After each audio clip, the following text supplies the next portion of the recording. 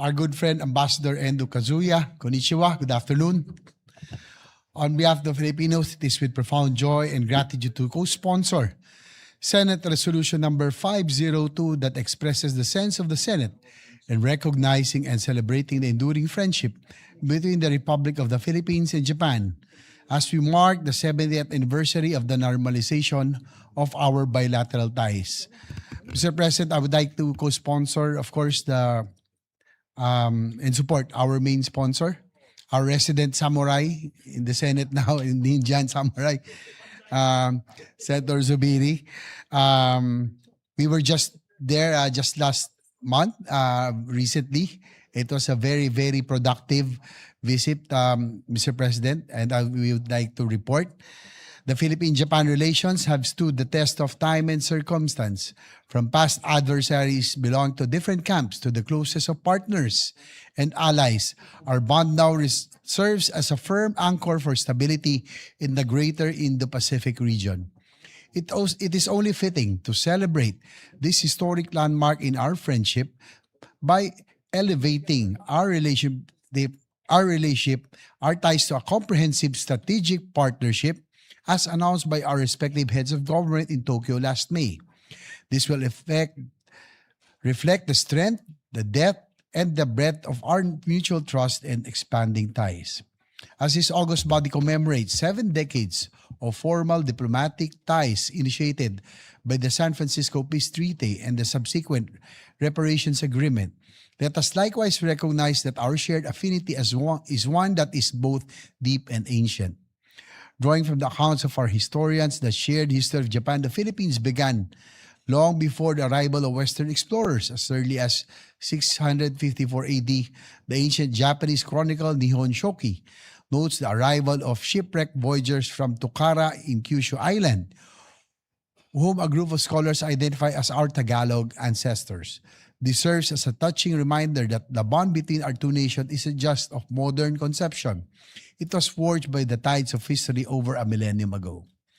On a more personal note, Mr. President, I also wish to extend my sincere appreciation for the steadfast assistance rendered by the Japanese government since time immemorial. On a personal note, it is during the time of my father, then President Joseph Ejercito Estrada, that he became very close to then Prime Minister Obuchi. As I remember that my father then, who was about to take his oath as President of the Republic, invited Prime Minister Obuchi to his residence, and for the Japanese, it's really a big thing for them, no, to be invited in your personal home. And after that, Japan extended through the ODA, the SCTEX or the Subic-Clark-Tarlac Expressway, which began in 1998, and now we are already reaping the benefits of the construction of the SCTEX. So likewise, in 1998, at the height of the Asian financial crisis, Japan once again stood with the Filipino people through the Miyazawa Initiative, nearly $1.5 billion in official development aid to support economic recovery and essential reforms was provided, highlighting the foresight of former Finance Minister Kiichi Miyazawa. Furthermore, Japanese assistance also complemented our efforts to modernize our agriculture. A vital allocation of $3.75 billion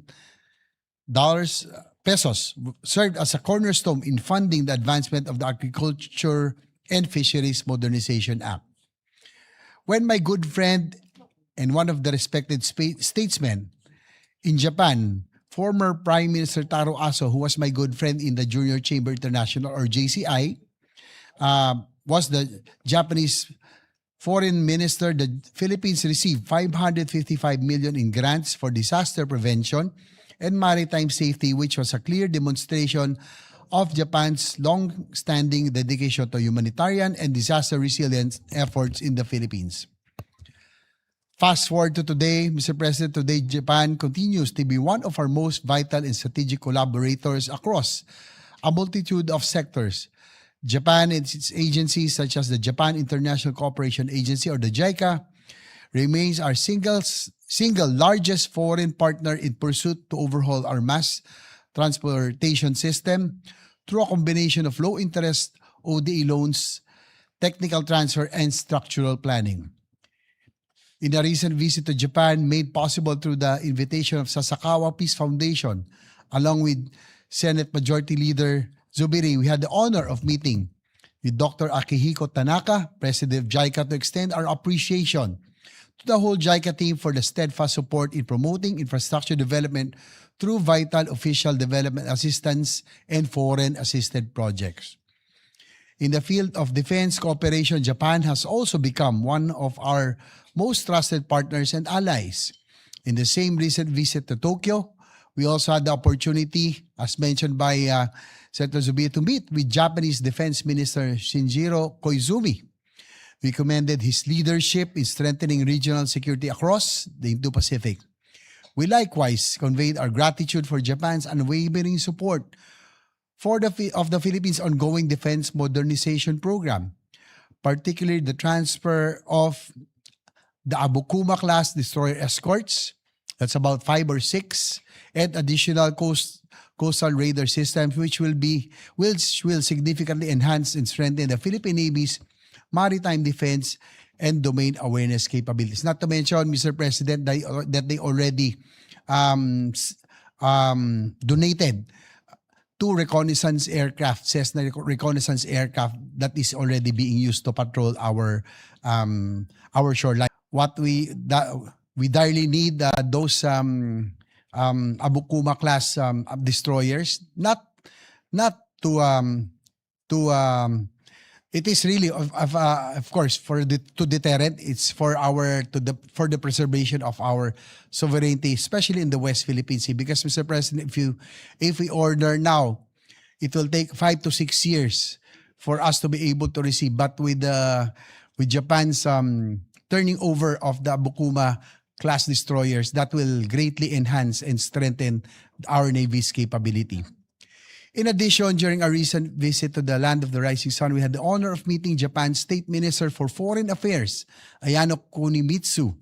As a medical doctor by profession, he shared valuable insights into Japan's health and our own universal healthcare.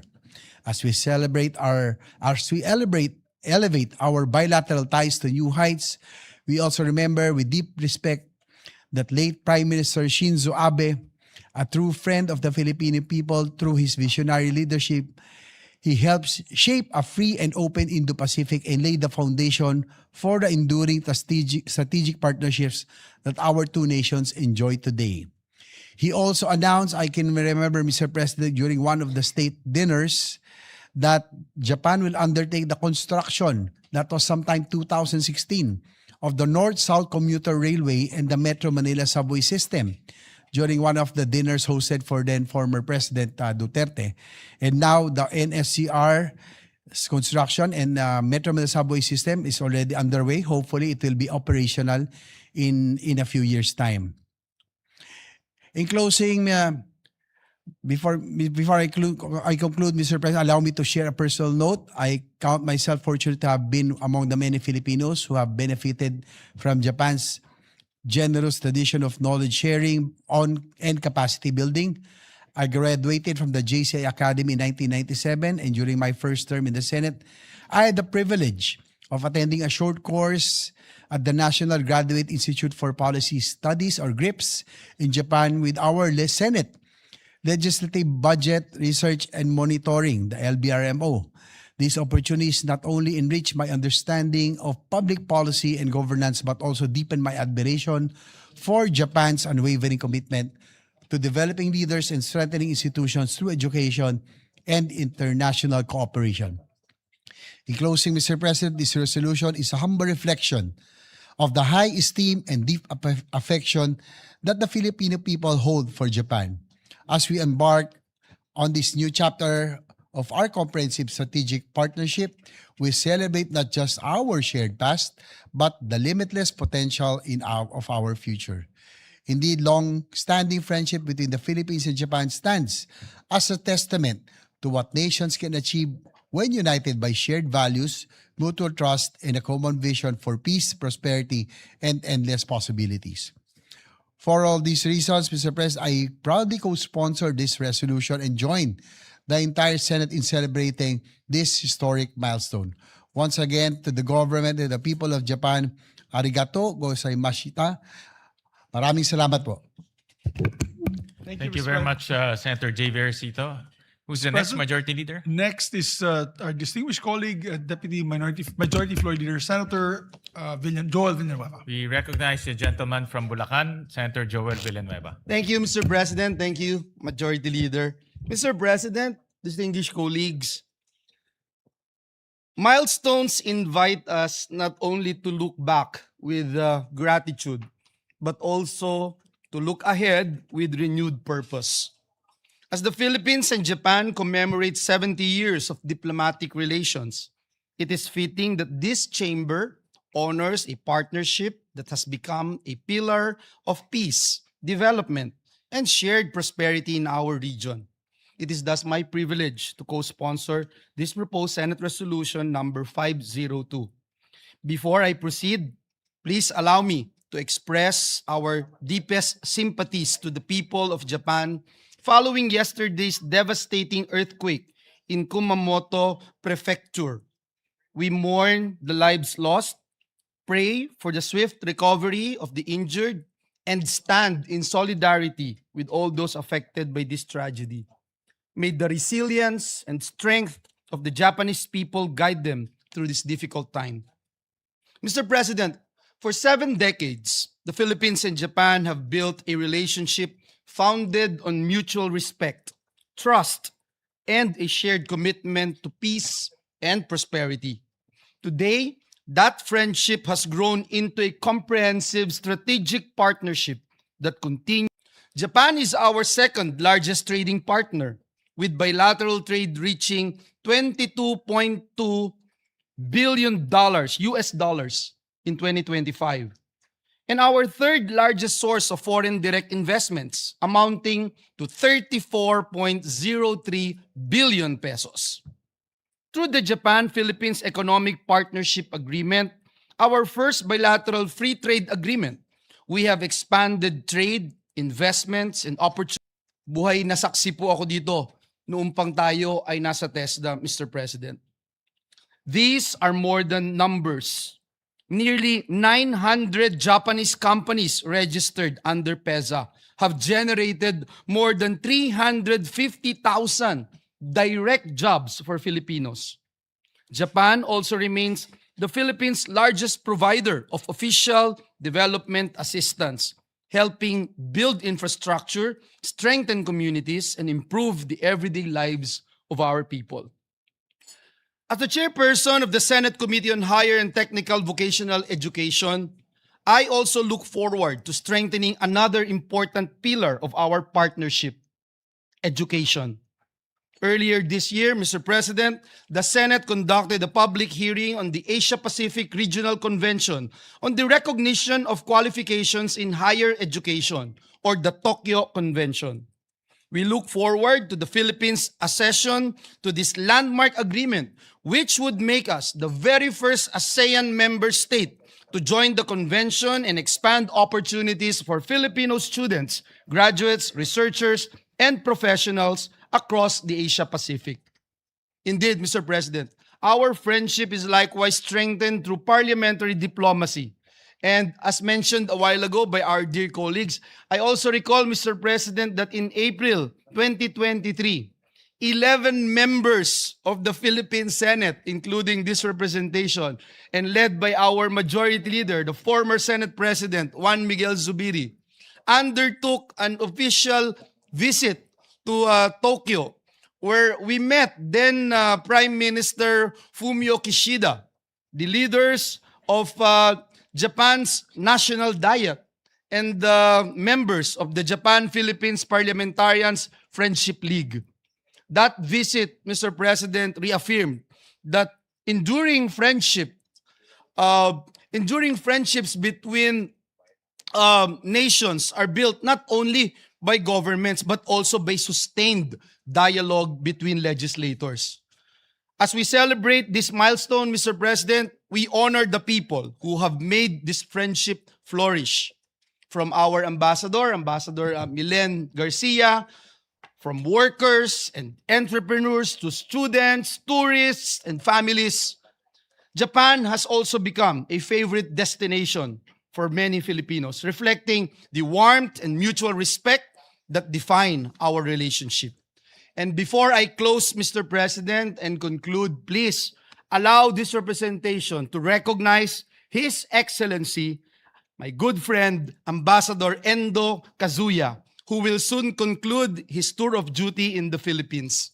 We thank him for his dedicated service and for his invaluable role in further strengthening and enduring friendship and strategic partnership between our two nations.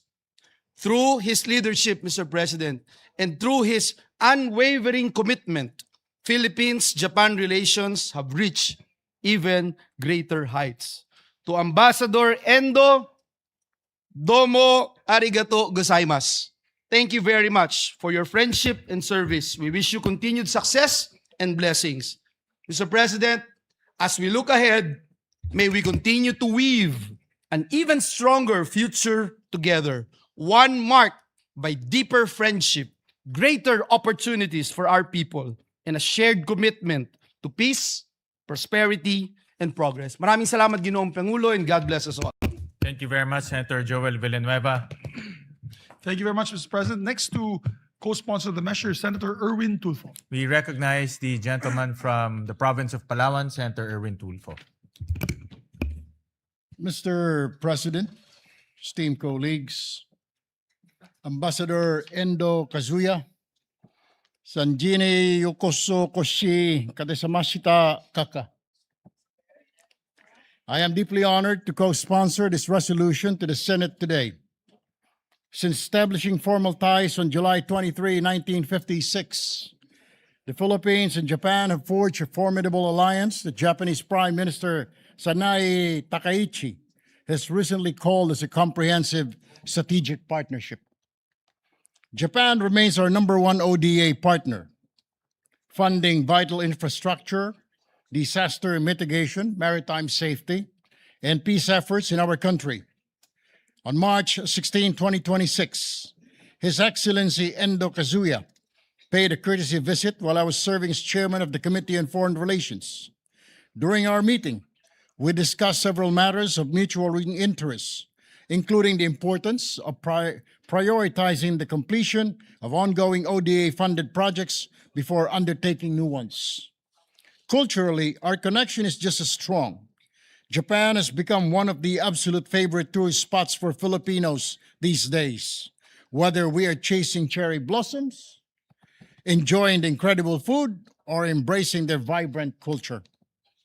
To honor this profound friendship and Japan's immense contribution to our nation's progress, this resolution seeks to officially recognize the enduring friendship between the Republic of the Philippines and Japan in their 70th anniversary of the normalization of diplomatic relations between the two countries. To Ambassador Endo and the Japanese people, arigato gozaimasu. Here's to a lasting partnership, endless bowls of authentic ramen, and if I may speak for every Filipino tourist, Mr. Ambassador, hopefully even faster approvals of our multiple entry visas. Thank you, Mr. President. Thank you, Senator Erwin Tulfo. Next to Who's our co-sponsor, next Mr. President, sponsor? is Senator Robin Hood Padilla. We recognize the gentleman from Nueva Ecija and Camarines Norte, Senator Robin Padilla. Maraming salamat po, Ginoong Pangulo at sa ating pinunong mayurya. Ako po ay tumitindig upang makiisa sa pagko-sponsor ng proposed Senate Resolution number 502 na inihain ng ating mahal na samurai na kasamahan Senator Juan Miguel Zubiri.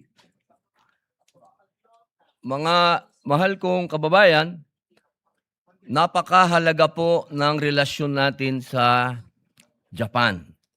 Sapagkat ito po ay punong-puno ng pag-ibig at aksyon.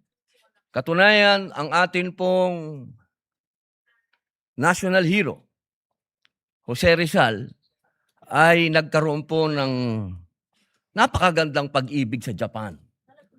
Ang kanya pong girlfriend, si Seiko Usui, o ang tawag po ay Osei-san, shogun, samurai.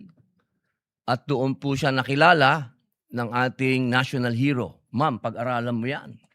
Dahil ikaw ay estudyante ni Jose Rizal. Opo. Yes, ma'am. At doon din po, unan. Ito po ay napakahalaga sapagkat ang unang kumilala sa ating mga revolusyonaryo ay ang Japan. Nanaisin ko pong basahin sa English ito para maintindihan ni Ambassador.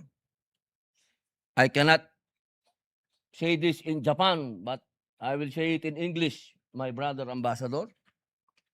It was Japan who first recognized the call of our founding fathers for freedom. It was Japan who gave the utmost importance to the Katipunan. In the book of Katipunan, or the rise and fall of the Filipino commune, Francis St. Clair wrote that in May 1896, Supremo Andres Bonifacio met with Japanese Admiral Kamimura aboard the Japanese cruise Congo. The result of that meeting was the sale of firearms and ammunition to the revolutionaries. Series of deliveries were made until the Japanese authorities learned of the matter and sank the Japanese ship Nonobiki Maru. Mga mahal kong kababayan, pati po nung World War II, si General Emilio Aguinaldo, ang dati po nating Pangulo, kasama po si General Artemio Ricarte, ang father of the Philippine Army, ay tumanggi po na manumpa sa mga Amerikano at ang kanila pong mga kasama ay ang ating mga kaibigang Hapones na tumulong po sa atin noong panahon ng Revolusyon. Noon naman pong 1996, nung ako po ay nakakulong sa Bilibid, Ginoong Pangulo, ang number 1 pong tumulong sa mga bilanggo ay ang mga Hapon din. Nung nabalitaan po nila na walang halfway house, na wala pong mapuntahan ang mga bilanggo, pagkatapos po nilang lumaya, wala po silang mapuntahan. Ang iba po kasi dyan ay nakukulong na ng 30 taon, wala na silang pamilya, wala na silang mauwian. Nagtayo po ang Japan ng halfway house para sa mga bilanggo na ito. Hindi po natin yan makakalimutan dahil kasama po tayo sa ribbon cutting na ito. At mga mahal kong kababayan, sa isang mundong patuloy na nahaharap sa digmaan, hidwaan at hindi pagkakaunawaan, ang 70 taong pagkakaibigan ng Pilipinas at Japan ay nagpapaalala sa atin na may ibang landas na maaring tahakin. Ang landas ng dialogo, pagkakaisa at kapayapaan. Masasabi po nating lagpas 100 taon o 200 taon ang ating relasyon sa Japan. Maaring maging 300 taon pa. Kaya naman po, buong puso kong sinusuportahan ang proposed Senate Resolution number 502. Hindi ko man po masabi pa sa salitang Hapon o sa English, alam ko pong naiintindihan ng ating mahal na kapatid na ambassador. Maraming salamat po.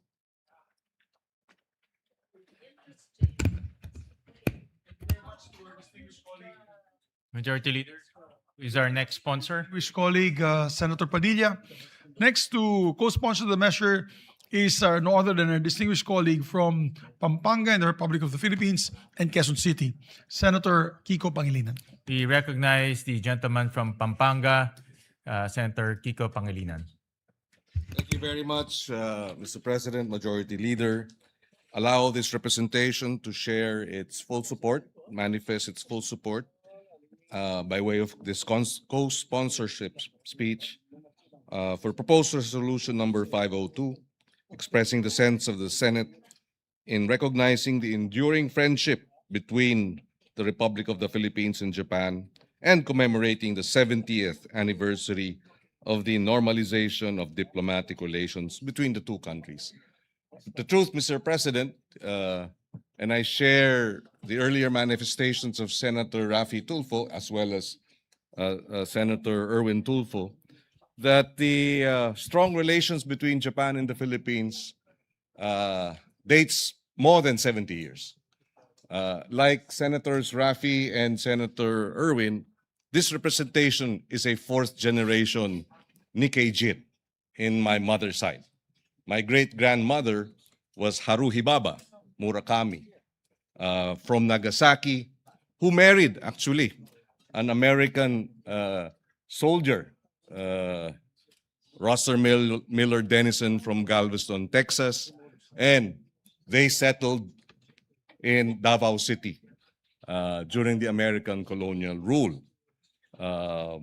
In the Kalinan and Matina districts of Davao City, where they had a abaca plantation called Southern Cross. And it was also during the American colonial rule that in Davao City, as I understand, up to 20% of the population of Davao City were Japanese immigrants, which explains why my great-grandmother was settled there. But more than the personal, Mr. President, is the long-standing trade, economic, political engagements between our country and Japan in the last 70 years and even before that. Japan is, at some point, was the number one official development aid allocations for the country, Mr. President, together with, until today. Oh, that is correct. Thank you for that clarification. Today, they are the largest contributors to the ODA for the country. And in the current geopolitical tensions, Mr. President, it is always good to have allies. I remember when I was in the elementary in LaSalle Green Hills, uso na ang bullying nun. There were bullies. But because I had an older brother who was 2 years ahead of me in LaSalle Green Hills, I wasn't bullied. So in the current context of international bullying, we must have older, stronger, more robust older brothers. And Japan would be one of them. And it is critical for us to continue to strengthen our relations with Japan and other countries, not just in the region, with the EU, with the Australia and New Zealand, Mr. President. We'd also like to take this opportunity to thank Japan for being part of the 14 nations that affirmed and recognized the arbitral ruling in its 10th anniversary. This, Mr. President, is a clear indication of their support for our sovereignty and our exclusive economic zone preservation and upholding our rights to our exclusive economic zone.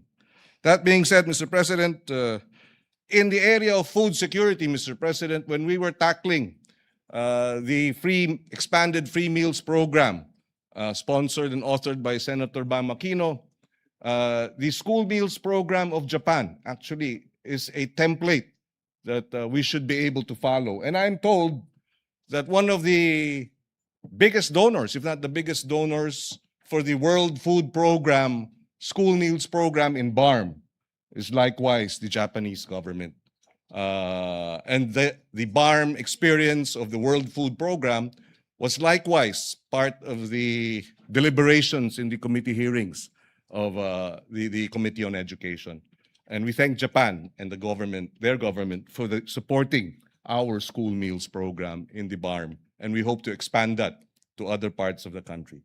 With that, Mr. President, we thank the good ambassador, Ambassador Endo, and of course the Japanese government. We wish him bon voyage, and we look forward to drinking sake with him in Tokyo after August, Mr. President. Thank you very much, Mr. President.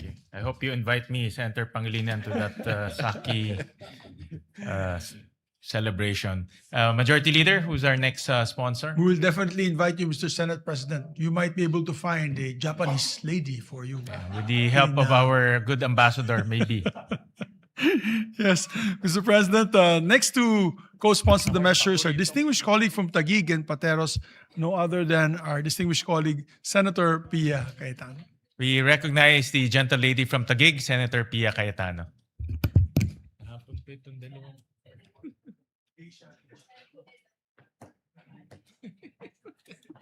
Thank you, Mr. President. Much has been said about the very strong economic ties that we have with Japan, economic ties that have led into friendships. I'd like to focus on something a little bit different, but very close to my heart. My ties with Japan are very much in the area of sports. My first official visit to Japan, I was 17 years old, representing the Philippines to play volleyball in the Asian Volleyball Championship, which was hosted in Fukuoka, Japan. And then I had to wait, that was 1983, so I had to wait more than 20 years later for another official trip.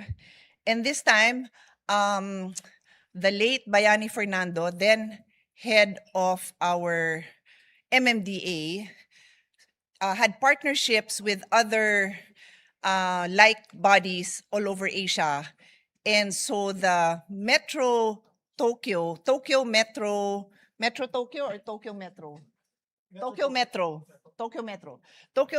Authority always invited their counterparts to watch the Tokyo Marathon. And Bayani Fernando said to me in Tagalog, nakailan na ako dyan, nanunood lang naman ako, ikaw na lang tumakbo ka. So I had the honor of representing the Philippines, or MMDA, as a runner. And it was my 43rd birthday. So a marathon is 42 kilometers. So my best friend and I ran an extra kilometer to commemorate my birthday. And then, but I want to add to that, very Japan style, and the Majority Floor Leader will appreciate this story because you have been a recipient of their hospitality. I traveled with my daughters, but my political officer, just me, my political officer, and my two daughters, also wanted to run. And there was an 11-kilometer run, so sumali din siya. So wala nang naiwan sa daughters ko. So they took care of my daughters, I think maybe 13 and 9, something like that. They picked them up, and then they brought them to the finish line. It was raining, they were in raincoats, and they had flowers for me. All prepared by the Japanese host to welcome me there. So I will never forget that. Anyway, so that was 2009. And then, time out, another official visit, but this time wasn't really sports. I just made it a sports trip on my own and ran around the Imperial Palace. But in 2015, I was part of the delegation of the Asian Parliamentary group. It's like a friendship group with Japan. And I had the opportunity to meet the late Prime Minister Abe.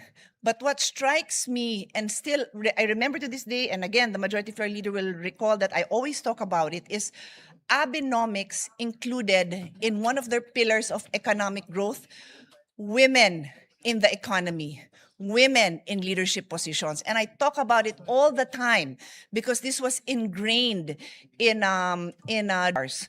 And of course, during that same trip, we also had many opportunities to meet with the Japanese Parliament.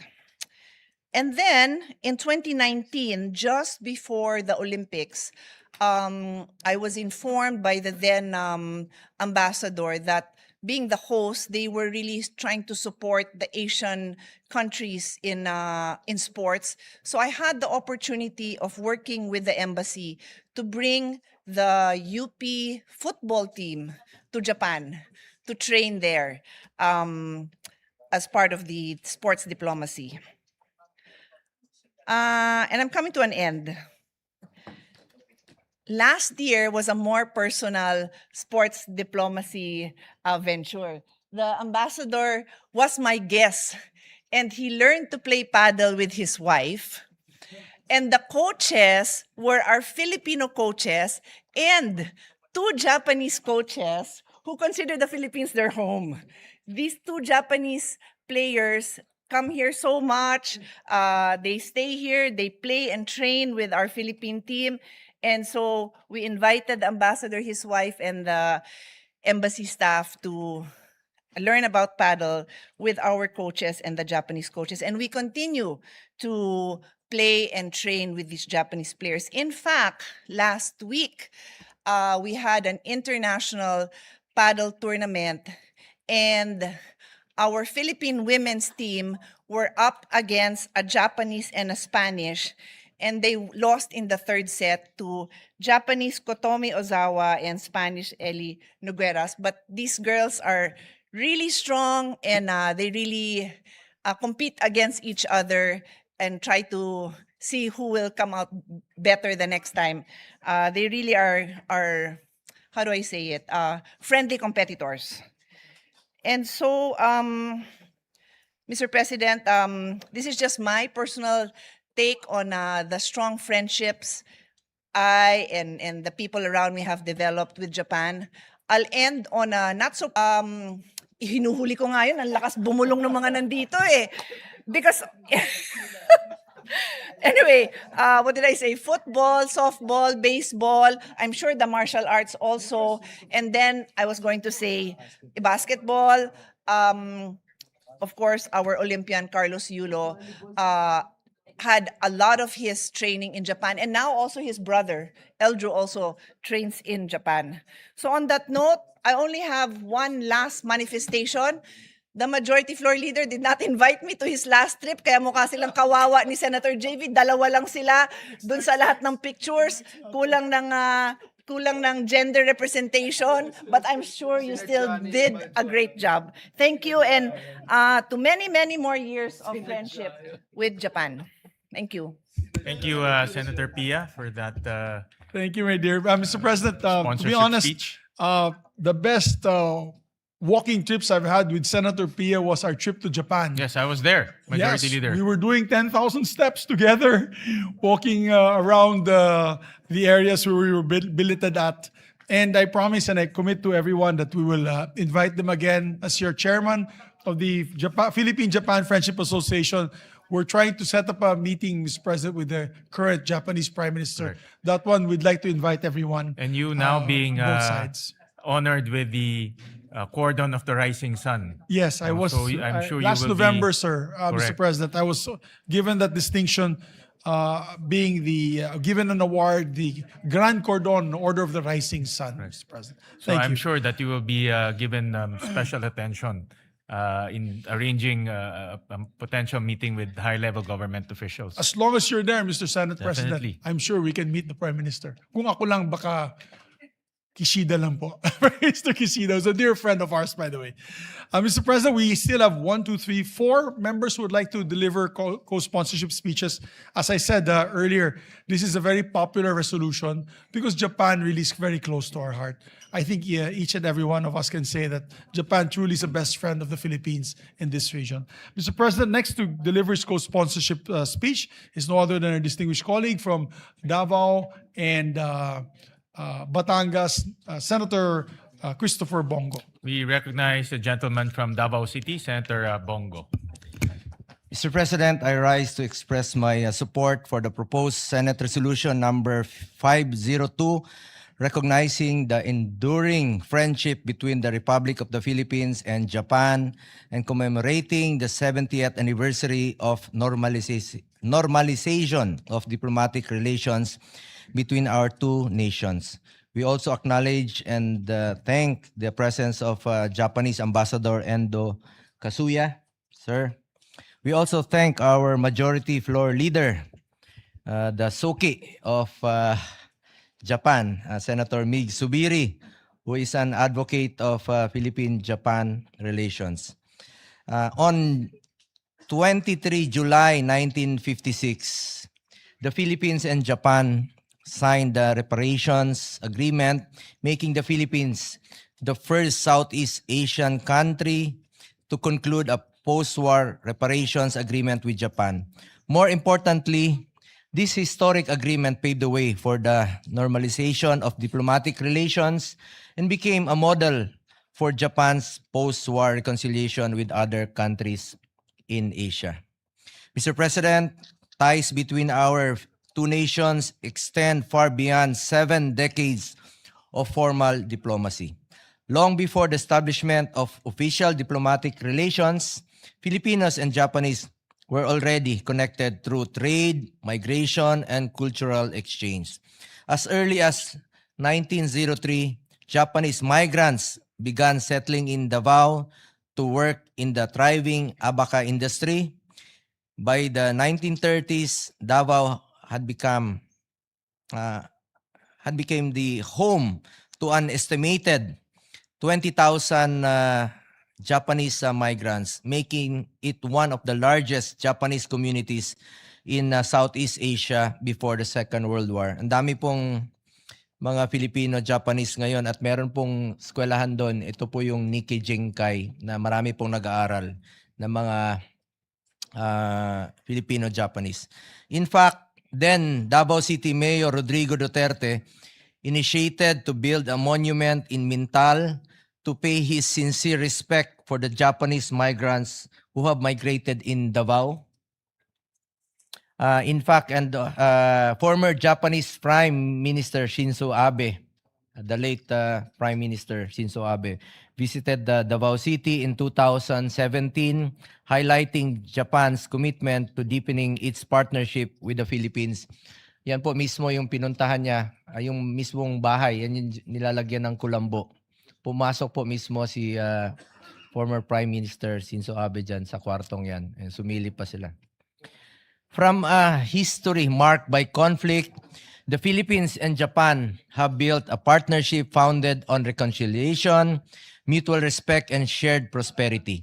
Today, partners and among our largest providers of official development assistance, napakalaki po ng tulong ng Japan sa Davao, sa Mindanao, through JICA.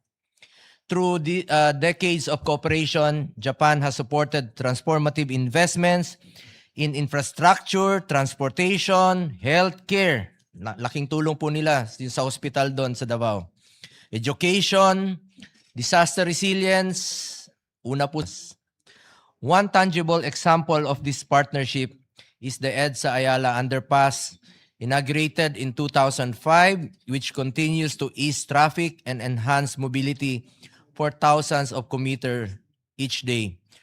More than a piece of infrastructure, it stands as a lasting symbol of the friendship and cooperation between our two countries. Our projects such as the Metro Manila Subway, the country's first underground railway system, which will provide Filipinos with a faster, safer, and more efficient mode of transportation. Likewise, the North-South Commuter Railway will connect Central Luzon, maintaining regional connectivity and economic growth. Together, these transformative projects will form the backbone of a modern, integrated mass transit network that will benefit generations of Filipinos. Much of this enduring partnership has been made possible through the steadfast support of the Japan International Cooperation Agency or JICA. Malaking tulong po itong JICA. Tagal na po, siguro 20 years ago naririnig ko na po ito at parati rin po silang tumutulong not only in Davao but sa buong Mindanao, whose contributions have helped advance Philippines' infrastructure and development goals. Mr. President, as we commemorate this milestone, we celebrate not only 70 years of diplomatic relations, but also a remarkable journey from reconciliation after the Second World War to one of the strongest and most enduring strategic partnership partnerships in the Indo-Pacific. It is a relationship built on trust, strengthened by shared values, and sustained by our common aspiration for peace, stability, and inclusive development. For these reasons, Mr. President, I respectfully express my wholehearted support for the adoption of proposed Senate Resolution number 502. At Your Excellency, maraming salamat po. Thank you very much. Thank you, Mr. President. Thank you very much, Senator Bongo. Thank you very much, Mr. President. Next to co-sponsor the measure is our resident diplomat herself, no other than Senator Lauren Ligarda. We recognize the gentle lady from Malabon and Panay Island. Thank you Senator very much, Lauren Ligarda. Mr. President. Dear colleagues, I rise to co-sponsor the resolution recognizing and commemorating 70 years of friendship between the Philippines and Japan. The measure before us records the milestones of that partnership. I wish to speak to what those milestones mean in the lives of our people and to a friendship I've been privileged to witness up close. Consider the human ledger of this friendship. It is written in the lives of the hundreds of thousands of Filipinos who have found opportunities in Japan, and in the Japanese families who continue to choose the Philippines as a place to visit, invest, and build partnerships. It is seen in the harvest of our banana growers in Mindanao, for whom Japan remains a trusted market, sustaining livelihoods and entire communities.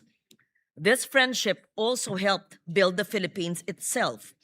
As our largest development partner, Japan has stood with us in constructing transformative infrastructure, from the Metro Manila subway to the rehabilitation of our railways, while strengthening our capacity to prepare for disasters and safeguard our maritime domain. Every railway completed, every community made safer, every opportunity created is a reminder that this partnership improves the everyday lives of our people. Over the years, I've had the privilege of witnessing this friendship through parliamentary exchanges and international cooperation. I was honored to sponsor the Senate's concurrence in the Philippines-Japan Agreement on Technical Cooperation way back in 2011, when I was chair of the Committee on Foreign Relations, and to work alongside our counterparts through the Japan-Philippines Parliamentary Friendship League in strengthening dialogue between our legislatures. Allow me to recognize His Excellency Endo Kazuya, Ambassador of Japan to the Philippines, whose tireless work has helped deepen the strategic partnership and friendship between our countries. I also had the opportunity to represent the Philippines at the 2015 United Nations World Conference on Disaster Risk Reduction in Sendai, Japan, where I co-chaired the dialogue with then Minister Sanae Takaichi. It is heartening to see Minister Takaichi now serving as Prime Minister of Japan. I was just looking at my photos with a young senator, with then younger minister, and she's now the Prime Minister. I'll post it on Facebook. I wish they could post it here. Sure, so Kung we can hahabol. all see it? Yes, we were both co-anchoring or a dialogue on disaster risk reduction and climate change. There we are. Yes, there we are. In 2015. Yes. A much younger senator and a younger prime minister who was then minister. And I'm confident that under her leadership, the enduring friendship between our two nations will continue to flourish. I think we have more pictures. Yes. And one of the memorable experiences in my engagement with Japan as well was representing the Philippines. I hope you had photos, but you're not ready to flash it. At the World Assembly for Women in Tokyo, where I joined women leaders from across the globe in advancing inclusive development. And this was upon the invitation of then Prime Minister Shinzo Abe. And he actually sat in a conference and it gave very hearty exchanges. He and his wife joined the conference and was not just staying on stage. And when they came to the Philippines in November 2015, I remember Akie Abe, his wife, calling and asking to see me because she had a pasalubong. I still remember receiving a gift of organic rice from Akie Abe when she came to the Philippines with then Prime Minister Shinzo Abe during APEC. And I discovered that that organic rice came from her own small farm because she realized I was also a weekend farmer, and she served it in her own Tokyo restaurant named Uzu, if I'm not mistaken. So just a small anecdote. And also in the World Assembly of Women, they had a buffet of the different kinds of rice in the different regions of Japan. Perhaps the Senate can do that in one of our events. Mr. President, a friendship of 7 decades rests on more than ceremony. It rests on trust, on trade, on citizens who build lives across the sea. Allow me to close by thanking our colleague, Senator Juan Miguel Zubiri, whose devotion to Philippine-Japan relations gave rise to this resolution. I am honored to stand with him in its authorship, and I urge its swift adoption. As we mark 70 years of diplomatic relations, may we renew our commitment to a partnership that delivers lasting peace, shared prosperity, and greater opportunities for the Filipino and Japanese people. May I also add, it's not part of my message, that we also concurred in the ratification of JPEPA. It's correct, right? That was way before you became senator, and I co-sponsored here more than 10, perhaps 15 years ago. And also before I became a senator, I'm going off script, I was a very young journalist when I visited Kitakyushu City. And the women of Kitakyushu told us a story of how they cleaned the river, which was considered dead. That young Lauren, who was 30 years old, was inspired to write the ecological solid waste management, and using the notes from that visit to Kitakyushu City on how that industrial town transformed a dirty river into a river that was clean and alive. And 8 years later, the first bill I filed was RA 9003, having the city in Kitakyushu in Japan as my inspiration when I was a young journalist. Ano pa ibang notes ko na hindi ko nasabi? Oh, and also, then Senate President Ople, sitting there before, a young reporter of my Lolo Pepe in Manila Times, told me that he was a guest of the Japanese government in a program called like an eminent persons program. Fast forward when I was a young senator, at 39 or 40 years old, I was also a guest of the Japanese government, just like the Senate president then. So I went off script because I wanted to tell you stories of a younger senator of more than 25 years ago. And that's how it's not just many years, but decades, how close our relations have been with this great nation, our neighbor. Thank you very much. Thank you, Senator Lauren. Thank for you the very much, Mr. sponsorship President. speech. Mr. President, we have 4 more members who would like to deliver co-sponsorship speeches.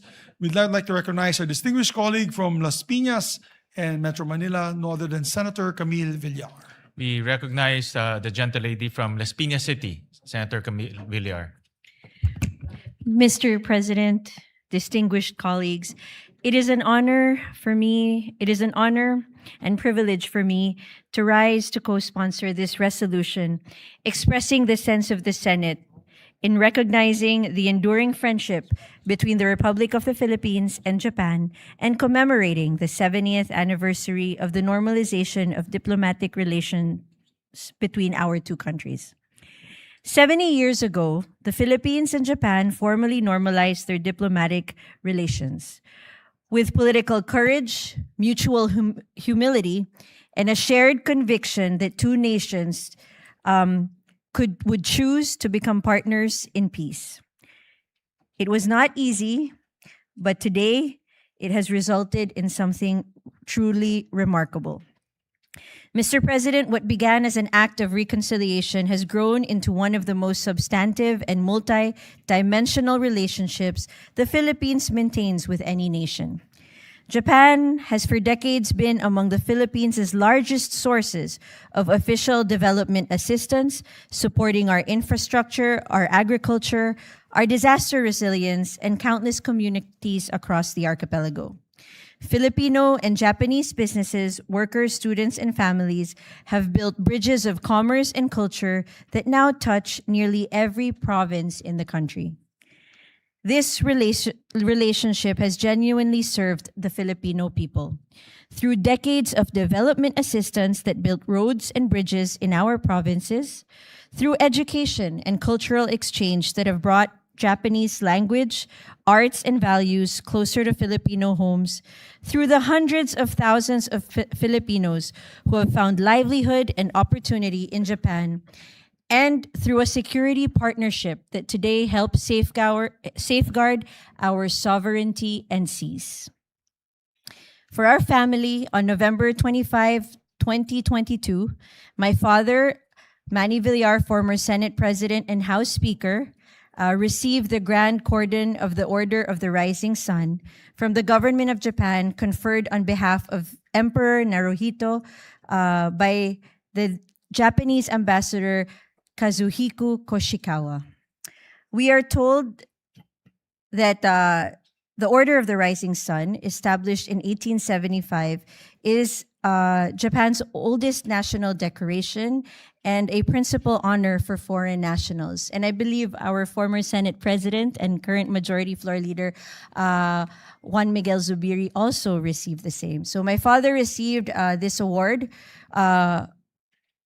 in recognition of his contributions to strengthening economic and bilateral relations between Japan and the Philippines, particularly his role as Senate President during the time that he was Senate President in the ratification of the Japan-Philippine Economic Partnership Agreement, or JAPEPA, the Japan-Philippines Tax Treaty Amendment Protocol in 2008, and the Japan-Philippines Technical Cooperation Agreement in 2011. So this was a profound honor, not just for my father, but for our family. And this honor and this friendship and relationship with Japan is something that we hold very dear. And on a personal note, when I first won as senator in 2025, the first meeting I had, and the first invitation I had for a meeting was from Ambassador Endo Kazuya. And I will never forget that. And I would like to express my sincere gratitude to him.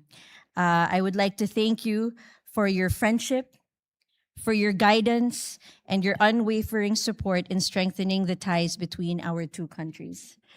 Mr. Ambassador, this friendship between the Filipino and Japanese peoples, I know, will continue to go stronger with every generation.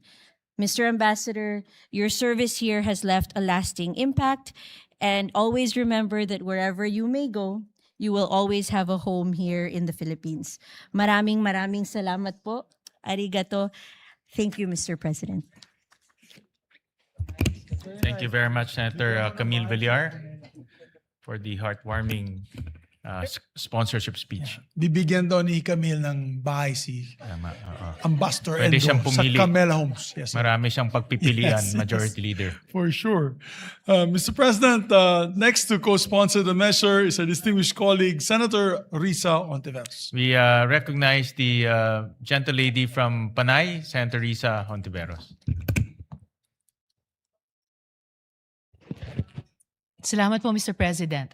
Mr. President, I rise in support of this resolution, marking 70 years since the normalization of relations between the Republic of the Philippines and Japan.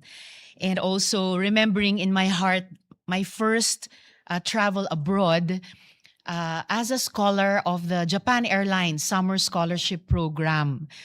More than 4 decades ago at the Ichigaya campus of Sophia University, just before the People Power Revolution. From the hard work of post-war reconciliation, our peoples have built one of the region's most durable partnerships, standing with us as a strategic partner committed to a free and open Indo-Pacific and the primacy of international law in our maritime domain. Nowhere is that partnership more concrete than in the agreement concluded this July for the transfer of 5 Abukuma-class destroyer escorts from the Japanese Maritime Self-Defense Force. The first time Tokyo will hand over retired surface combatants to any foreign navy, and a decision that will give the Philippine Navy 5 additional hulls purpose-built for anti-submarine and littoral operations, complementing our Jose Rizal and Miguel Malvar class frigates and materially strengthening our presence in the West Philippine Sea.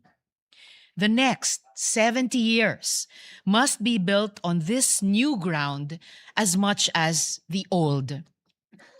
Recognition and justice for the Filipino comfort women, deeper maritime and defense cooperation, joint investment in digital and energy infrastructure, semiconductors and artificial intelligence, where Japanese technology and Filipino talent are natural complements. Closer collaboration on disaster resilience and climate adaptation, which both our archipelagos know too well, and continued care for the Filipino community in Japan, whose work and families remain the truest expression of the friendship that this resolution honors. Marami pong salamat, Mr. President, and to Ambassador San, domo arigato gozaimashita. Thank you very much, Senator Risa Ontiveros. Thank you, Mr. President. Next to co-sponsor the measures, our distinguished colleague from the city of Las Piñas, Senator Mark Villar. We recognize the gentleman from Las Piñas City, Senator Mark Villar. Mr. President, I rise in support of proposed Senate Resolution number 502, expressing the sense of the Senate and recognizing the enduring friendship between the Republic of the Philippines and Japan and commemorating the 70th anniversary of the normalization of diplomatic relations between the two countries.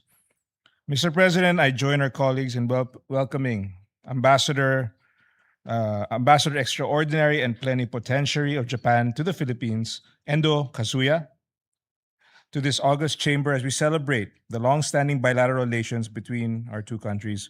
Welcome to the Philippine Senate, Ambassador. Many times you've hosted me in your house, and now it's our turn to host you in the Senate. So it's an honor. Diplomatic relations between Japan and the Philippines were normalized after the enactment of the San Francisco Peace Treaty and the Reparations Agreement on July 23, 1956. That year, it was declared to be the Japan-Philippines Friendship Year as we commemorate the 70th anniversary of the bilateral relations between the two nations. And Mr. President, we have an exciting year ahead as we would bear witness to a celebration of how far we have come together working on significant economic, security, people-to-people exchanges, and cultural development. It is also equally inspiring to look back on the vital partnerships we had with Japan, particularly on various big-ticket projects that we now enjoy today. Through our active partnership with the Japan International Cooperation Agency, Japan has been a significant contributor to the strengthening of our national development plans and continues to be an important partner for us till this day. And I remember when I was serving in government as the Secretary of Public Works, every month we would have regular meetings with the Japanese government regarding our projects, and regularly we'd always meet with the JICA. So it was a big part. And I can say from personal experience that the Japanese government has been generously giving their support to our infrastructure programs. And this has been going on for a very long time. And for that, we should all be very thankful for their support to our nation building. Through our partnership with JICA, we will soon enjoy improved public transportation through the Metro Manila subway and the North-South Commuter Railway, and other various infrastructure and development projects all throughout the country. Mr. President, beyond infrastructure and economic development projects, security cooperation has also reached unprecedented milestones for Japan and the Philippines. We became the first country in Asia to sign and ratify a reciprocal access agreement with Japan, which enhanced the efficiency of cooperation between the armed forces of the Philippines and the self-defense forces of Japan. The Philippines has also become the sole partner nation to have received Japan's official security assistance for 3 consecutive years. I would also like to highlight that our ties to Japan have been elevated to a comprehensive strategic partnership, which placed our friendship at a much higher tier than before, allowing us to pursue heightened levels of cooperation and strategic alignment across various sectors. Tick of Filipino tourists in Japan hitting an all-time high of 900,000 visitors in 2025 signifies that our bilateral ties with Japan is also deepened through cultural and people-to-people exchanges. Through our continuous diplomatic relationship with Japan, more Filipinos will get to enjoy Japan at a personal and cultural level, and vice versa. So, Mr. President, as we move to it, that our relationship will further blossom into a holistic and fruitful cooperation for both our countries' development, as manifested by the success of the past 7 decades of our partnership. Again, welcome Ambassador Endo Kazuya to the Senate. Thank you for gracing this chamber with your presence. And of course, I'd like to also thank you on a personal note, Ambassador, for always being so gracious. And on behalf of my family, the whole Senate, we wish you the best always. And you can always come back and visit. So thank you very much, Ambassador. Thank you very much, Mr. Leader. President. Thank you very much, Senator Mark Villar. Last but not the least, our distinguished Minority Floor Leader would like to be recognized. We recognize our distinguished Minority Leader, Senator Alan Cayetano. Thank you, Mr. Senate President, His Excellency, Ambassador Endo Kazuya, dear colleagues. Lack of guidance, a nation falls, but victory is won through many advisors. It is phenomenal how Japan rose from the ashes and the destruction of World War II. But it's equally phenomenal how Japan built its relations with its neighbors and its status or reputation among the countries in the world in such a short period of time. And while being a little bit sensitive, but being bold, Japan still has issues now and then with Korea and China when it comes to World War II. So it is also phenomenal how in such a short period of time, Filipinos and Japanese, or the Philippines and Japan, went from bitter enemies to people doing business together, through 2 preferred partners, and now enjoying a true brotherhood or sisterhood. So I remember, Your Excellency, that during the time of President Duterte, there are a couple of times that we were in Japan, and whether it was with the media or with businessmen, I would tell them very frankly that people my age and a little bit older, our grandparents, if you mention Japanese, they will really get mad. Because the horrors of World War II was still there, no? The cruelty suffered, the animosity, etc. No? Then when my dad was a, not young lawyer, but gitna na nung career niya, siguro 80s, di ba? 80s, mid-80s going to the 90s. You know, whether it's law firms, whether it's hotels, whether it's mining, transportation, preferred partners were the Japanese. Even in tourism, di ba? Whether you talk about Cebu, you talk about areas in Mindanao, Baguio, whether we had an official campaign or not, we really wanted to attract Japanese tourists. And during this time, slowly but surely, our development assistants and working with JBIC, JICA, their consultants, the studies that they graciously provided, was it the LRT or basta yung mga nauna natin mga trains, 'di ba, and everything sa airport. So we woke up one day where you have this intimate relationship. Then you wake up also with real life disputes in the West Philippine Sea, and of course, Japan and China also have a dispute. And then you wake up 2022, where no one said that there will really be a conflict or of that magnitude between Ukraine and Russia. Then it's happening. And then everyone says the Middle East is volatile, but suddenly Iran, Israel, US, and then the rest of the world is suffering, no?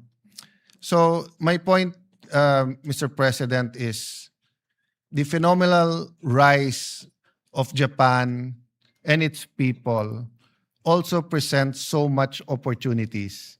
That's why I like that verse, because nations need guides.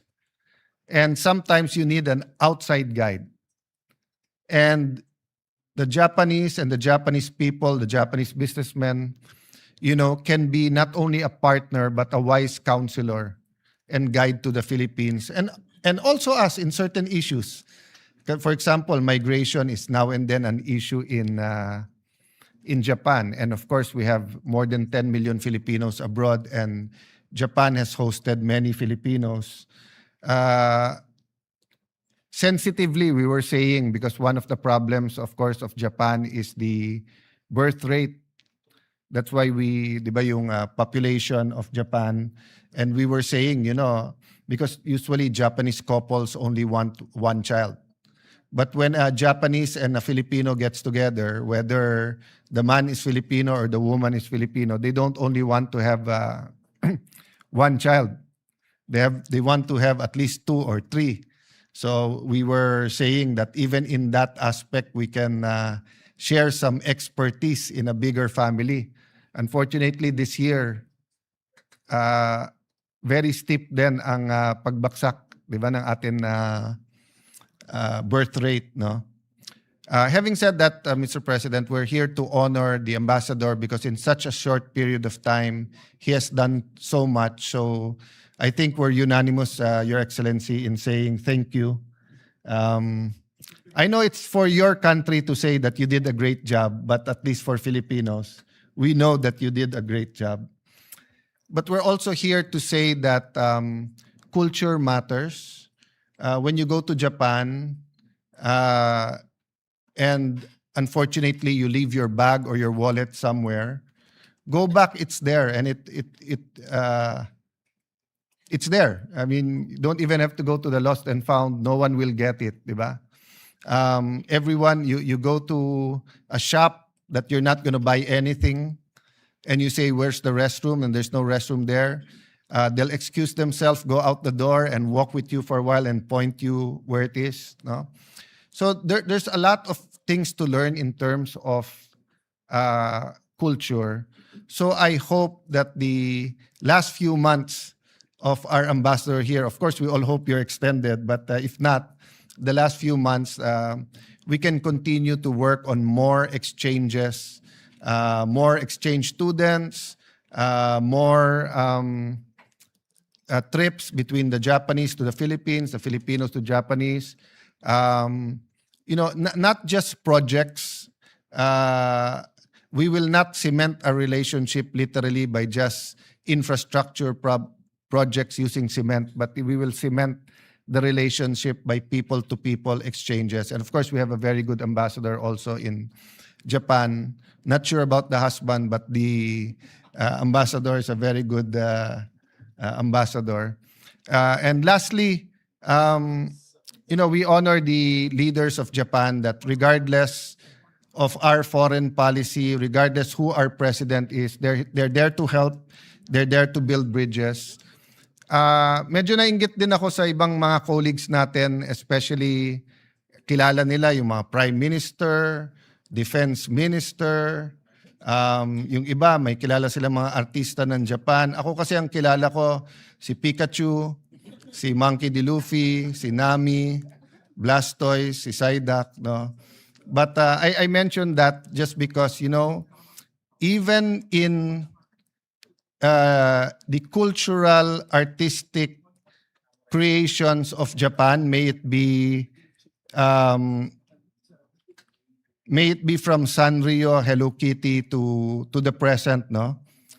So for example, when it comes to Pokemon and One Piece, young people are learning accounting, are learning trading, are learning, sabi ng Pangulo sa SONA, mag-impok ang mga bata. But actually, the trend is not in saving, but investing. So, you know, people learn by experience rather than being taught. So you want better peace and order, go to Japan. Their tourist police or even their policies. You know, in Japan, if you bump into a woman and you accidentally touch the sensitive parts, no, whatever, sa presinto ka na magpapaliwanag. You have to go. There's no excuses. That's why people are so careful. You see, it's so clean, but no one's going there telling you, pick that up and etc. So I just wanted to emphasize that more exposure, more trips, more people to people would really benefit, I think, both countries. So thank you, Majority Leader, for sponsoring this. 70 years, we should have a countdown to 75 is diamond, right? 75. Gold ang ang 50. I think diamond ang 75. We should not wait till the 74th year to have a countdown to the diamond. We should have a 5-year plan of how the Philippines and Japan and maybe an interparliamentary 5-year countdown to the diamond year of our relationship with Japan. Thank you, Senate President, and magandang hapon. Thank you, distinguished Minority Leader. And just to say a few words, Majority Leader, well, 70 years of friendship is indeed a milestone. And Japan has been a very important development partner of the Philippines. Almost half of our ODAs come from JICA, from Japan. And to date, close to about $14 billion have been invested here in the Philippines. Our first subway will be built by Japan. Our first commuter rail, north to south, will be built by Japan. And that will bring immense development to our countryside. So once again, Ambassador Endo, we bid you farewell. Maraming salamat. Thank you very much for your service. And please continue to, like what our Minority Leader said, forge and cement ties between two nations. Maraming salamat. Mr. President, just in line with what our Minority Floor Leader had said, and I'd just like to share this with everyone. This Monday, people to people, this Monday, August 3, 4 members of the Parliament from Japan Innovation Party are having a parliamentary visit and will make a courtesy call with us in the Senate, Your Honor, and the Senate President. So that is on Monday. And on September 14 to 18, another group of 7 members of Parliament will also be doing a parliamentary visit with us. This is what the good Minority Floor Leader is saying, people-to-people participation. And as I mentioned earlier during my speech earlier, they're the same people who visit us, are the same people who fight for us when we need assistance, help in terms of defense cooperation, economic participation, and trade with Japan.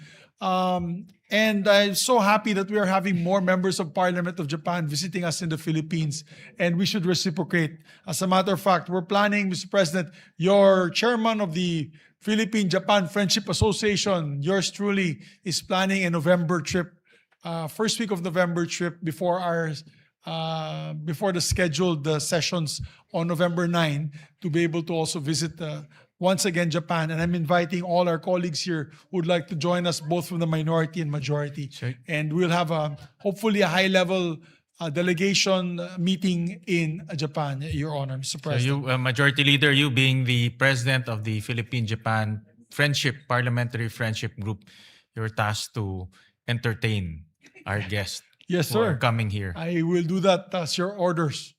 I will. We will host them and take care of them. Mr. President, I just want to put on record a total of 14 senators had sponsored and co-sponsored this measure, this resolution. I think one of the most for a resolution honoring a partner and friend to us. I just want to let the ambassador know that usually when we have we're celebrating an anniversary for a friendship of another country, marami na po yung 5 na magtatayo, no? That 5 would be a lot to stand up and sponsor the measure. We have today a total of 14 senators, and I know a lot more want to co-sponsor this to show our gratitude to Japan. As mentioned by Senator Alan Cayetano, yung alam niya is Pikachu and the others. Nung Sanrio. bata po kami ni Senator Alan, Voltage 5, si Steve, Little John, Koji Kabuto, of Mazinger Z. Akala ko po nung bata po ako lahat ng Hapon ay ganun ng itsura. Itsura ni Koji Kabuto.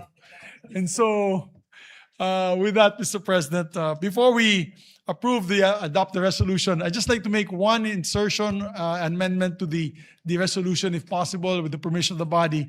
On page 2, after line 7, we'd like to insert a new paragraph that reads as follows.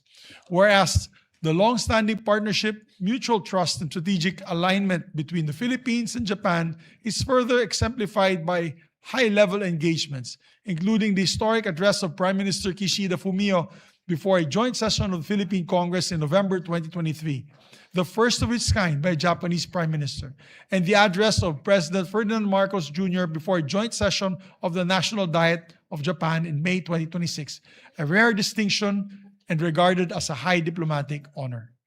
I move to insert Is that. there any objection? Hearing none, the amendment of our Majority Leader is hereby carried. And Mr. President, with the permission of the body, to make all members, all 24 members of this institution, as co-authors and co-sponsors. I so move, Mr. President. All senators are deemed co-authors and co-sponsors of the said measure. With that, Mr. President, I move to adopt proposed Senate Resolution number 502. Is there any objection? Hearing none, Resolution 502 is hereby adopted. May I ask for a minute Congratulations. suspension? Thank you, Mr. President. May I ask a minute suspension of our session to give the parchment, the resolution, to our distinguished, honorable Ambassador Endo Kazuya. Session suspended.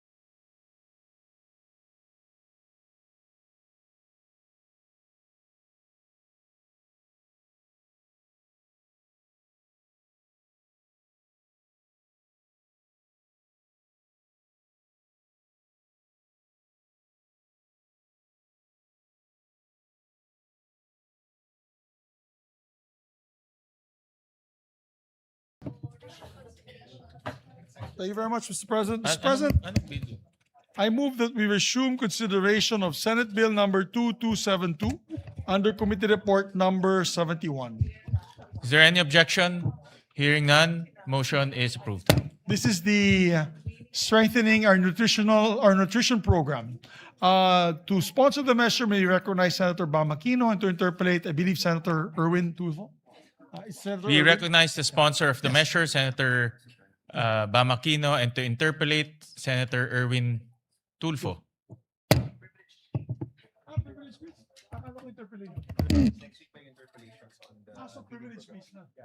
Oh, okay. Mr. President, I stand corrected. Apparently, when Senator Bamakino approached me, that he and Senator Erwin would speak, I thought it was for his bill. Apparently, it's for privileged speeches. Yes, so, they are both scheduled to give privileged speeches. so with that, I withdraw my motion, Mr. President, for reconsideration or consideration of these measures. Is there any objection? Hearing none, the motion of the majority leader is hereby approved. May we recognize our minority floor leader, Mr. President, to elect the members of his minority bloc for chairmanships Yes, of his we committees. recognize our distinguished minority leader, Senator Alan Thank you, Cayetano. Mr. President. And to accommodate our majority leader said we want to get to work despite our schedule. So may I also, I will read first those that are pending, then may I also manifest those have been read, but there might be some changes. So for the Committee on Public Works, Senator Mark Villar. For the Committee on Public Works. For the Committee on Cooperatives, Senator Marcos. For the Committee on Culture and Arts, Senator Legarda. For the Committee on Public Information, Senator Padilla. For the Committee on Sustainable Development Goals, Innovation and Futures Thinking, Senator Pia Cayetano. For the Committee on Tourism, Senator Marcoleta, who is celebrating his birthday today. For the Committee on Civil Service, Government Reorganization and Professional Regulation, Senator Legarda. For the Committee on Cultural Communities and Muslim Affairs, Senator Padilla. Senator Mark Villar will give way to Senator Estrada for the Committee on Financial Institution and Currency, Banks, Financial Institutions and Currencies. But Senator Mark Villar will be the senior vice chairperson, as I manifest now, and will be the acting chair. Then the Committee on Government, Corporation, and Public Enterprise, Senator Camille Villar. Committee on Sports, Senator Go. Committee on Youth, Senator Go. Unless the majority leader has any comment, I'll ask for which one? Can I ask for a minute suspension? Session Which one? suspended.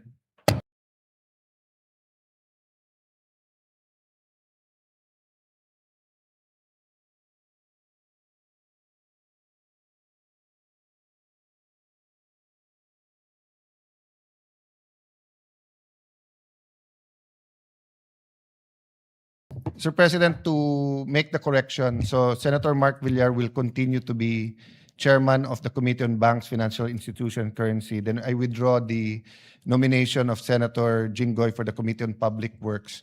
But we're asking the majority leader for possible committees for Senator Estrada, and maybe we can discuss it on Monday. Yes. Yes.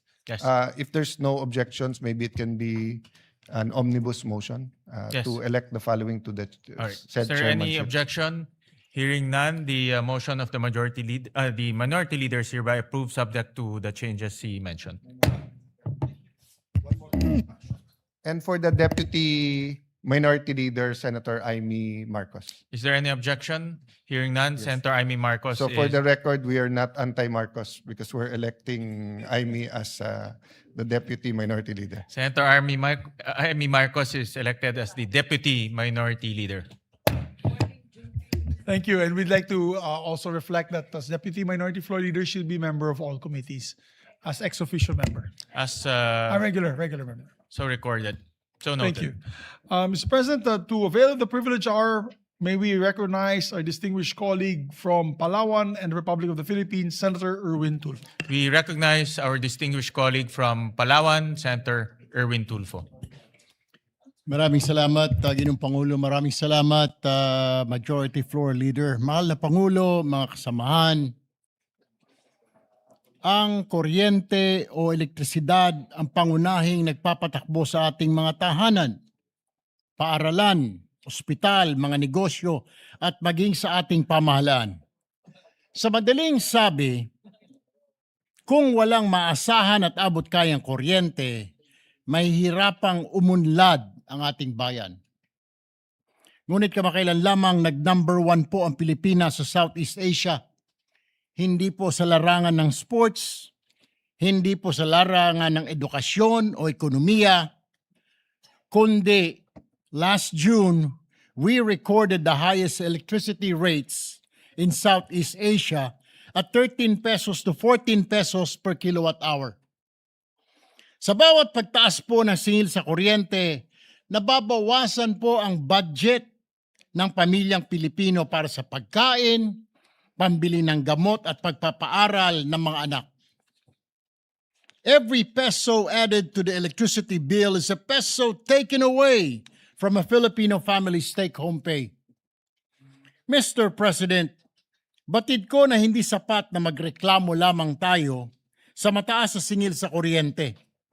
Bilang mga mambabatas, tungkulin nating kumilos para maibsan ang paghihirap ng ating mga kababayan.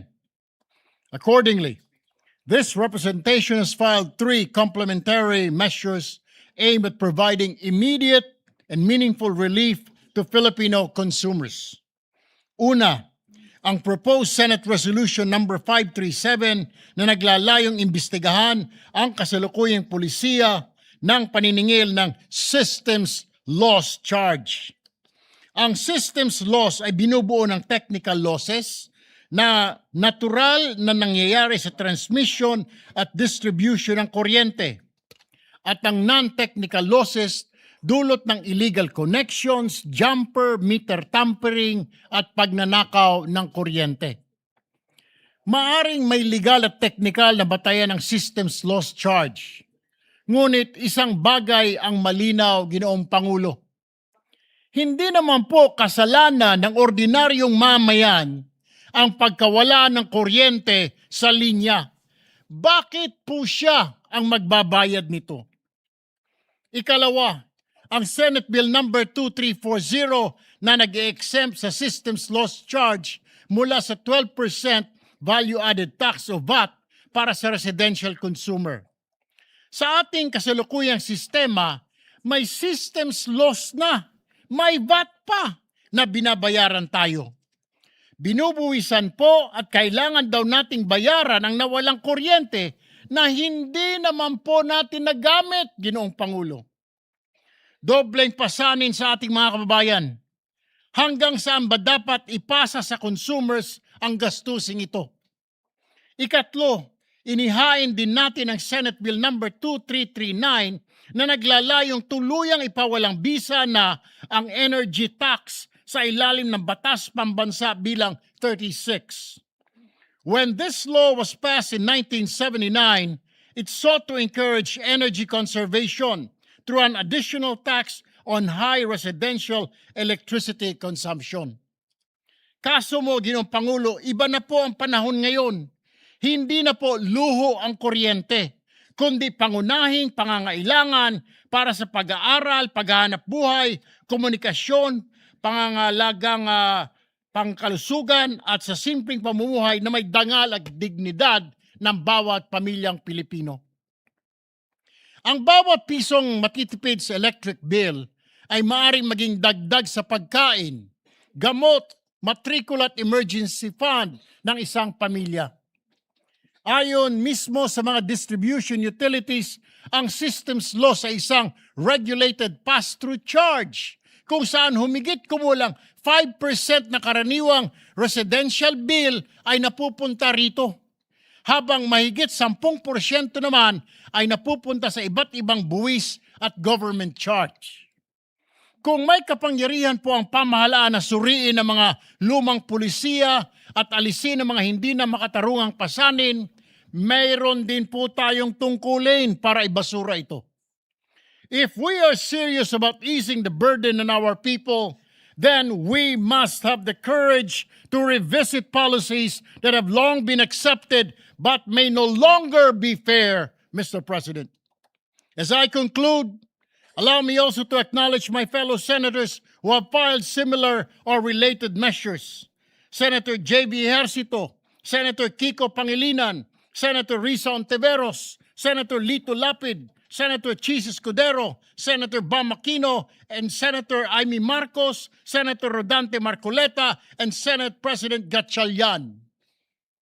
I therefore call on this chamber, both the majority and the minority, to join me, Mr. President, in supporting these measures and in working together toward an energy sector that is efficient, transparent, competitive, and above all, fair to the Filipino people.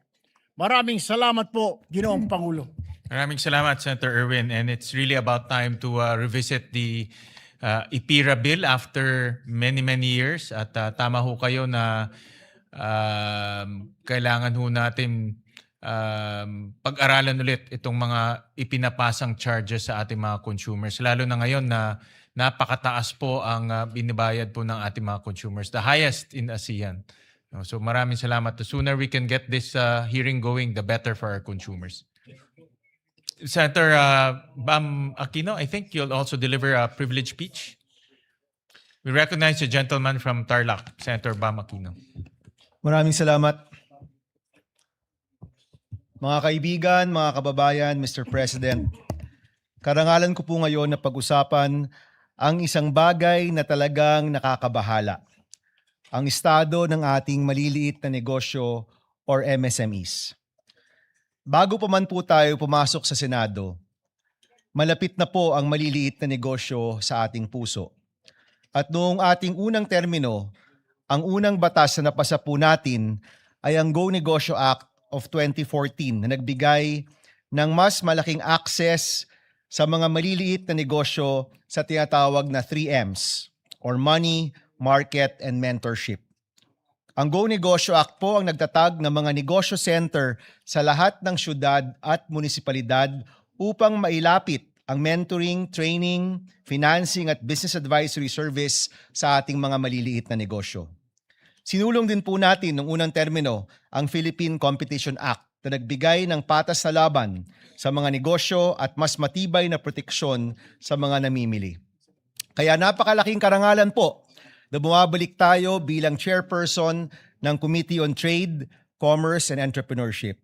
At noong Lunes na binuksan ang second session of the 20th Congress, natuwa po kami na isa sa mga pinangalangang priority ni Senate President Win Gatchalian ang pagpapalakas ng ating ekonomiya at pagpapagaan ng pagnenegosyo ng ating mga MSMEs. Ito rin po ay naging panawagan ng Pangulo sa kanyang SONA na tulungan ang mga maliliit na negosyo sa gitna ng krisis ng pagtaas ng presyo ng bilihin, kuryente at krudo. Mr. President, bilang chairperson ng Senate Committee on Trade, Commerce and Entrepreneurship, handa po ang komite na tugunan ang mga pangailangan ng mga maliliit na negosyo na siyang 99% ng lahat ng rehistradong negosyo sa ating bansa. Ito po ang 5-point agenda ng committee upang matulungan ang mga maliliit na negosyo at upang palaguin ang problemado nating ekonomiya. Una po, dagdag suporta para sa MSME. Priority po natin ang amendments sa Magna Carta for MSME at sa Go Negosyo Act. Alam niyo po, nagbago na ang muka ng maliliit na negosyo. Nung una po nating term, nung pinasa ang Go Negosyo Act of 2014, nasa isip po namin ay sari-sari store at karinderya.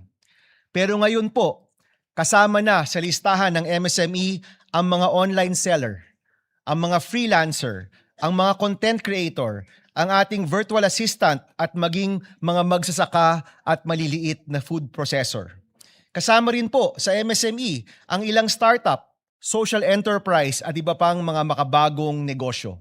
Kaya panahon na pong i-update ang mga batas para i-define ang MSME, para mabigyan sila ng tulong at para matugunan ang mga panibagong pangailangan at panibagong anyo ng ating micro, small, and medium enterprises. Kasama rin po dito ang pag-amendya sa ating unang batas noong 2014, ang Go Negosyo Act. Layunin po natin gawing mas makabuluhan ang bawat negosyo center para maging tunay na katuwang ng bawat maliit na negosyo at entrepreneur. Palalawakin po natin ang access to capital, access to microinsurance at iba pang suportang kailangan ng ating maliit na negosyo. Pangalawa po sa agenda, panahon na rin pong seryosohin ang creative economy bilang isa sa mga bagong makina ng paglago ng ating ekonomiya. Matagal na po tayong nanonood, nakikinig at natutuwa kapag kinikilala ang mga Pilipino sa pandaigdigang entablado. Mula BINI, SB19, Filipino filmmakers, animators, game developers, Filipino fashion designers, graphic artists, writers, meron pong renewed interest in Filipino culture, food, and creativity. Kaya kailangan po nating suportahan at tulungan ang industriya na ito. Ang inspirasyon po natin ang Coca ng Korea, kung saan saklaw po ng ahensyang ito ang pagpapalaganap ng Korean culture sa buong mundo. Nais po natin makita ang isang ahensya ng ating gobyerno na siyang kumakalinga sa ating Filipino creatives at tumulong sa kanilang expansion dito po sa pandaigdigang entablado. Third agenda po, isang massive local farmer and MSME support and voucher program. Isa po sigurong evolution ng sagip-saka ni Senator Kiko Pangilinan, kung saan ang gobyerno po can leverage its huge budget to buy directly from our local farmers and MSMEs. Ang hangarin po dito ay isang inclusive supply chain na kung saan ang parehas na binibigyan at pinagkukuhanan ay nakikinabang. Kung magamit lang po ng tama ang napakalaking budget ng gobyerno, napakarami pong pwedeng matulungan at mapapanatili pang abot kaya ang mga bilihin. Naisip po natin kung saan pwedeng kunin ang pera. Naisip po namin na pwede pong ma-access ang 300 billion pesos na nakaprogram na ayuda sa ating bansa. Hindi ho ba napakaganda? Tumutulong na nga po tayo sa mga kababayan po natin, yung pinagkukuhanan pa po natin ay natutulungan din. Tuloy-tuloy po yung tulong, pero mismo yung tulong merong ding natutulungan. Ito po isang malaking programa na kung saan ang ating MSME, local agricultural workers mabibigyan ng tulong gamit ang napakalaking budget ng ating gobyerno. Pang-apat po, magsusulong po tayo ng mga reforma para suportahan ang mga industriyang nagpapayaman sa ating bansa. Ito rin po ang mga industriya na kailangan protektahan at palaguin dahil sila po naglilikha ng mas marami at dekalidad na trabaho para po sa ating mga kababayan. Kabilang po dito ang IT BPM industry, ang semiconductor at electronics industry, kasama rin po ang shipbuilding na kasama sa blue economy. Sa opisina po namin, ang tawag namin sa industriyang ito, mga team payaman, dahil ito po yung mga nagpapayaman sa ating bansa. Panglima po at panghuli, magsasagawa po tayo ng mga pandinig upang solusyonan ang mga nagpapahirap sa buhay ng mga maliliit na negosyo. Ito naman po yung team pahirap. Naghearing na po tayo dito. Naghearing na po ang Blue Ribbon po noon tungkol po sa mga LOA ng BIR na minsay ginagamit bilang pagkakataon para sa panggigipit at pang-aabuso. Ito po isa sa mga pahirap sa ating maliliit na negosyo. Nandiyon po yung FDA kung saan napakabagal ang pagproseso at nagiging hadlang sa pagpasok ng mga produkto sa merkado. Nandiyan po yung Bureau of Fire kung saan napakaraming reklamo pagdating po sa di makatwirang inspection fee at yung pagbebenta ng mga fire extinguisher at iba pa. Ilan lang po ito sa mga nagpapahirap sa mga maliliit na negosyo na kailangan na pong itigil at hanapan ng solusyon. Mr. President, alam po natin na hindi madali magnegosyo sa Pilipinas. At ayon rin po sa mga eksperto, inaasahan pong tataas ang presyo ng bigas at presyo ng bilihin sa mga susunod na buwan. Now is the time to come together to help and protect our countrymen from price shocks, to support their businesses para lagi pong may trabaho ang bawat pamilyang Pilipino. Ito po ang 5-point agenda ng inyong Committee on Trade, Commerce and Entrepreneurship. Tulong sa mga maliliit na negosyo, panibagong mga programa para sa isang inclusive economy, suporta sa ating creative economy at mga industriyang nagpapayaman at nagbibigay ng trabaho sa Pilipinas at pagtigil ng mga nagpapahirap sa mga negosyante. Ito po yung pangako natin sa bawat maliit na negosyo na araw-araw pong nagsusumikap para sa kanilang pamilya at sa kanilang mga empleyado.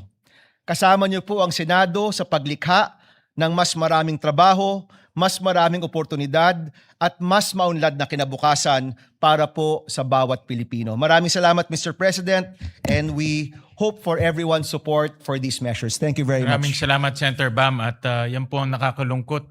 Gobyerno pa mismo nagpapahirap sa mga maliliit nating mga negosyante. Kaya maraming salamat at ito ay pinag-usapan natin. At the sooner we can get that hearing, the better, so that we can help our MSMEs, mga maliliit nating negosyante. Maraming salamat sa privilege speech. Majority Leader, May I just ask for a minute suspension, Mr. President? 1 minute, session suspended.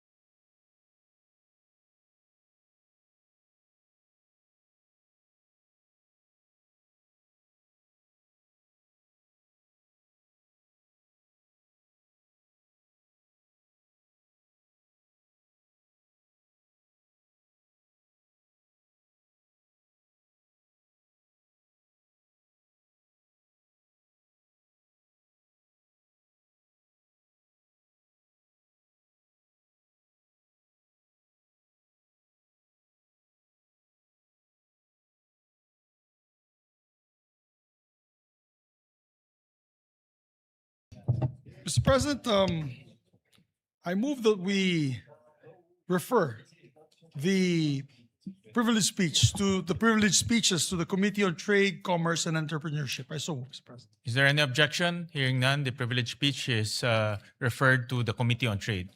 Thank you, Mr. President. I move as well, Mr. President, to yes. And the Committee on Energy for the speech of Senator Erwin Is Tulfo. there any objection? Hearing none, the privilege speech of Senator Erwin Tulfo is hereby referred to Committee on Energy. Mr. President, I move that we elect as chairperson of the Committee on Public Works no other than our former Senate President, Tito Soto. Is there any objection? Hearing none, former Senate President Tito Soto is hereby elected as the chairman of the Committee on Public Works. And Mr. President, he would like to vacate the position as chairman of the Committee on Electoral Reforms and People's Participation. With the permission of the body, we move to elect Senator Jingoy Estrada as the chairperson of the said committee. Is there any objection? Hearing none, Senator Jingoy Estrada is hereby elected as the chairman of the Committee on Electoral Reforms. Yes. And Mr. President, I'd just like to make a reminder to our colleagues to fill up the positions already for the majority and minority in the memberships of each and every one's committee so that we can move forward and continue the legislative process with the Correct. committee level. Yes, we remind our colleagues to please submit to us the members of your committees so we can ready file the committee reports. A lot of committee reports are ready to be filed, but we need the complete membership of the committee. So Yes, hopefully Monday, Mr. President, we can elect them first hour. yes, Yes. yes. So we'll remind the chairpersons to submit the committee members. Before we end today's session, Mr. President, I would just like to announce that we have a special guest in the gallery today. He's one of my idols because I'm in the martial arts, field. He's Grandmaster Regan Machado of the Brazilian Jiu-Jitsu BJJ. He's the Grandmaster and pioneer of the sport in the United States with a 9th degree black belt. He's a red belter, Mr. President. He's here with us today. We'll be Welcome asking him to stand. the Senate of the Philippines and welcome to the Philippines, to our country. Yes, it's his first time to the Philippines. He's together with Jom Sandoval and Sani Berueco. He's also the trainer, choreographer of many films, including Action John films. Wick films, including John Wick, Mr. President. We also have our own action star here, Yes. but he's He not was here earlier. present now. So we'd like to welcome him to the Senate, Mr. President. Welcome It's to an the honor. Senate of the Philippines. Thank you. With that, Mr. President, just a minute suspension, Mr. President. Session suspended.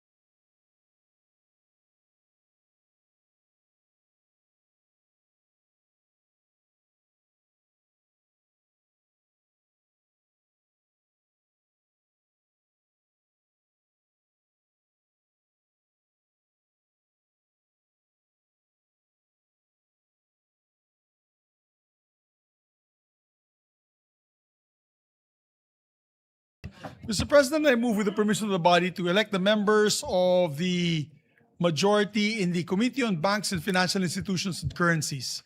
Mr. President, the part of the majority, I move that we elect Senator Bam Aquino, Senator Lito Lapid, Senator Kiko Pangilinan, and Senator Erwin Tulfo. Is there any objection? Hearing none, the aforementioned names and senators are duly elected in the Committee of Banks.